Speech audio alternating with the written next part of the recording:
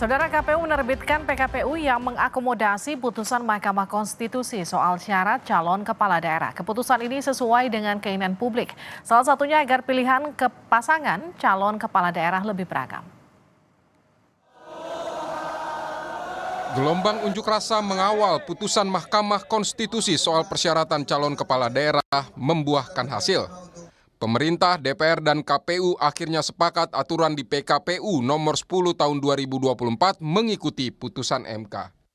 Proses konsultasi dan alhamdulillah terjadwal pagi ini jam 10, insya Allah, dan semoga lancar semua dan seluruh putusan 60 dan 70 akan dimasukkan dalam perubahan PKPU terkait dengan pencalonan calon kepala daerah. Di mana yang terakhir itu berdasarkan putusan Mahkamah Konstitusi nomor 60 dan 70 dan juga sudah diikuti oleh peraturan yang lebih teknis, peraturan KPU tentang pencalonan kepala daerah.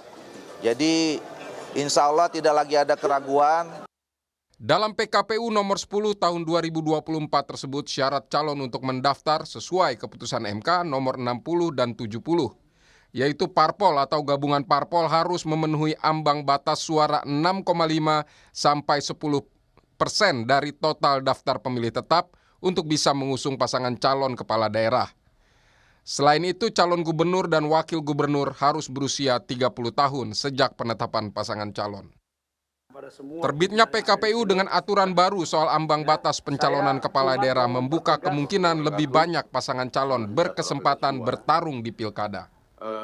Jajak pendapat Litbang Kompas mengungkap sebagian besar warga yaitu 49,9% menganggap idealnya pilkada diikuti lebih dari 2 pasangan calon.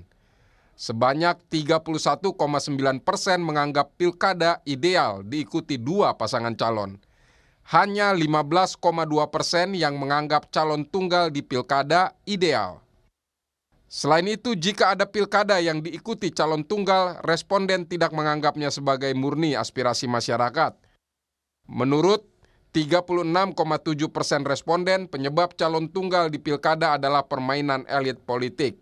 Sebanyak 31,3% menilai karena kaderisasi di parpol tak jalan, dan 18,3% menganggap karena tak ada kandidat mumpuni. Sementara 13,7% menjawab tidak tahu. Pendaftaran pilkada serentak berlangsung 27 sampai 29 Agustus. Publik berharap partai politik sebagai tempat kaderisasi pemimpin bisa menyodorkan kader-kader terbaik bagi masyarakat, bukan bersiasat mempersempit pilihan rakyat. Tim Liputan Kompas TV.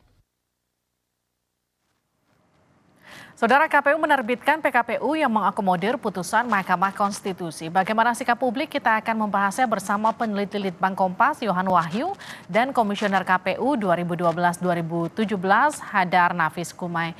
Mas Hadar, Mas Yohan, selamat malam. Selamat malam, Livi, Mas Hadar, selamat malam. Kita ke Mas Yohan dulu. Mas Yohan, jadi ini apa hasilnya? Apa yang kemudian diinginkan masyarakat dari PKPU ini? Iya, kalau dari hasil jajak pendapat ini kan ada nafas yang sama ya antara PKPU yang sudah dikeluarkan KPU yang menampung hasil putusan MK terutama putusan 60 dan 70 terkait syarat ambang batas yang berubah, kemudian syarat usia calon yang dihitung sejak pada saat penetapan. Ini kan semakin membuka banyak paslon yang muncul ya dari yang diajukan oleh partai, tidak lagi menggunakan syarat ambang batas yang begitu besar ya, yang sebelumnya 20% suara atau 20% kursi atau 25 suara. Ini tidak lagi menggunakan itu, tapi dengan pendekatan seperti yang diterapkan di calon perseorangan. Nah, hasil jajak pendapat sebenarnya senafasnya itu pada keinginan publik bahwa ketika ditanya berapa sih kira-kira pasangan calon yang ideal menurut publik ya di pilkada itu, ya tadi hampir 50% responden itu menyatakan lebih baik tuh lebih dari 2 pasangan calon. Artinya kalau lebih dari 2 itu kan bisa 3, bisa 4 atau lebih gitu ya. Artinya ini kan senafas sejalan dengan keinginan publik dengan PKPU yang mengakomodir putusan MK. Ini kan harapan publik bahwa mereka punya banyak pilihan gitu ya pada saat mencoblos nanti, sehingga mereka bisa membanding-bandingkan mana pasangan calon yang menurut mereka terbaik dan sesuai dengan harapan mereka, sesuai dengan wilayah mereka masing-masing. Semakin ini dibuka, itu kan memberi pilihan banyak bagi pemilih di satu sisi. Di sisi yang lain bagi partai ini kesempatan untuk kemudian menyuguhkan proses dari kaderisasi di internal partainya masing-masing gitu ya. Kan ini panggungnya makin terbuka, tidak lagi menyempit, ini makin meluas, Livi. Jadi setiap partai ditantang untuk kemudian kan dengan syarat yang begitu relatif lebih longgar, semua partai punya kesempatan yang relatif sama gitu ya untuk mengajukan pasangan calon. Di satu sisi inilah kesempatan mereka untuk membuktikan bahwa proses kaderisasi di internal partai itu inilah kesempatannya untuk membuktikan di panggung pilkada, karena semakin meluas kesempatannya kader-kader partai untuk dicalonkan di pilkada gitu ya. Oke, saya ke Mas Hadar. Mas Hadar, bagaimana membaca PKPU nomor 10 2024 kalau kita sandingkan dengan hasil survei Litbang Kompas? Ya, saya kira sejalan, artinya keinginan atau harapan publik yang sebetulnya bukan baru dugaan saya, karena pilkada ini kan sudah berjalan beberapa tahun ya, udah beberapa kali sekalipun dikelompokkan. Nah, ini tercermin semakin kelihatan mereka protes, mereka lebih senang dengan pasangan calon lebih baik. KPU yang sudah dirubah dari 8 menjadi peraturan 10, dan itu sudah memuat sebetulnya apa yang menjadi inti dari putusan Mahkamah Konstitusi. Nah, jadi sudah sejalan ini. Nah, tinggal kita harapkan partai-partai politik itu yang sekarang semakin luas kesempatannya, ya betul-betul memanfaatkannya. Karena bisa juga mereka sudah kelompokan besar, udah semuanya menyatu, bahkan mungkin semuanya atau tersisa 1-2 saja yang mungkin masih kurang dari 7,5% suara sah. Nah, itu berjalan terus juga, gitu, bisa begitu juga. Nah, tetapi mudah-mudahan mereka berpikir ulang dan kemudian mereka membaca betul keinginan masyarakat. Tentu mereka mudah-mudahan meresponnya di dalam pencalonan yang berlangsung sampai lusa ya. Mas Hadar, kalau kita lihat kan memang fenomenanya kalau PKPU ini kemudian tidak diubah dari 8 ke 10, ini kan ada celah untuk muncul calon tunggal begitu lawan kota kosong. Tapi kan kita juga harus bisa mengantisipasi meskipun PKPU ini diubah dari 8 ke 10, ada fenomena calon boneka yang kemudian juga bisa dimunculkan untuk paling tidak membuat kompetisi ini seolah tidak melawan kota kosong. Bagaimana kemudian publik bisa katakanlah melihat hal itu? Ya, saya kira yang pertama kita harus pahami bahwa hal tersebut bisa saja dilakukan. Nah, ciri-ciri calon boneka dugaan saya itu adalah dalam situasi hanya calon tunggal di satu daerah, kemudian ada dorongan yang sifatnya agak mendadak ya, biasanya begitu, dan dari orang-orang yang mungkin belum begitu kedengaran selama ini begitu. Nah, itu yang harus diantisipasi ya. Nah, kemudian ya kembali saja kepada seperti biasa di dalam pemilihan, ya kita harus melihat yang terbaik begitu. Nah, tetapi kemudian kan belakangan, dan ini sebuah kabar yang cukup menggembirakan saya melihatnya, masyarakat itu memang betul-betul sudah memahami gitu bahwa di dalam pemilihan kita ini banyak akal-akalannya begitu.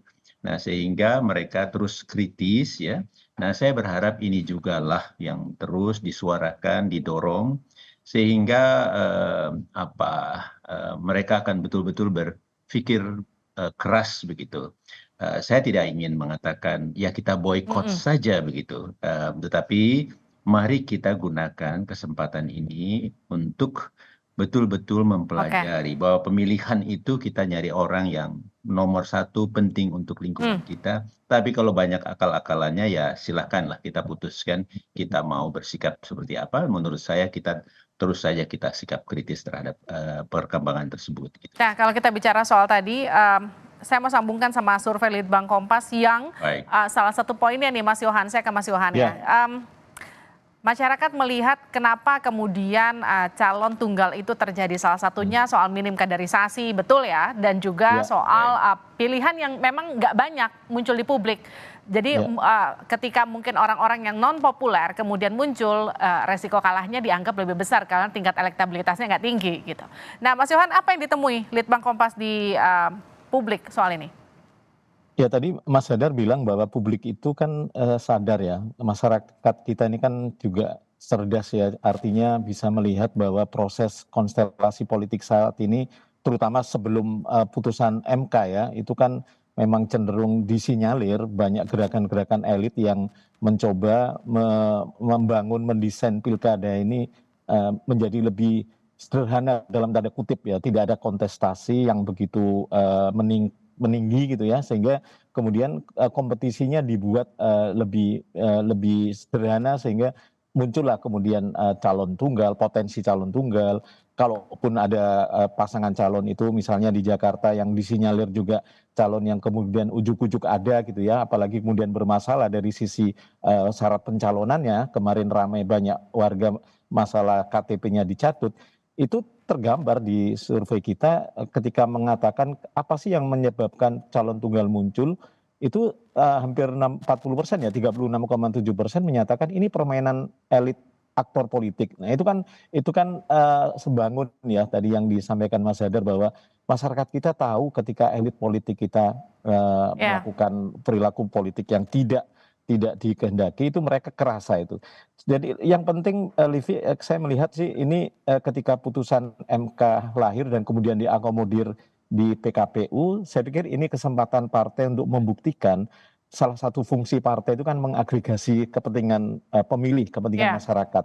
Ini menunjukkan ketika masyarakat ingin calon lebih banyak, kemudian aturan itu kemudian di satu sisi diperlonggar, hmm, ya ini kan mestinya kesempatan partai untuk lebih mudah mengakomodir, mengagregasi kepentingan pemilih, oke, kepentingan publik gitu ya. Nah ini kesempatan kita bisa tahu mana partai yang tetap kekeh pada koalisinya, tidak mengambil tiket, golden hmm, ticket ini untuk mengajukan pasangan calon sendiri, misalnya kalau sudah sesuai aturan ya, kalau di oke, Jakarta 7,5%, atau mereka tetap kekeh dengan baik, koalisinya, yaitu itu hak partai. Tapi paling nggak publik bisa tahu mana partai yang tidak menggunakan golden ticket, mereka punya oke, kesempatan untuk mengajukan pasangan calon sendiri, tapi mereka tetap kekeh, sehingga kemudian mereka tidak menampung aspirasi dan kehendak baik. publik untuk melihat banyak pasangan calon yang muncul ya, itu menjadi rekam jejak partai yang mungkin akan jadi referensi bagi publik untuk pemilu 2029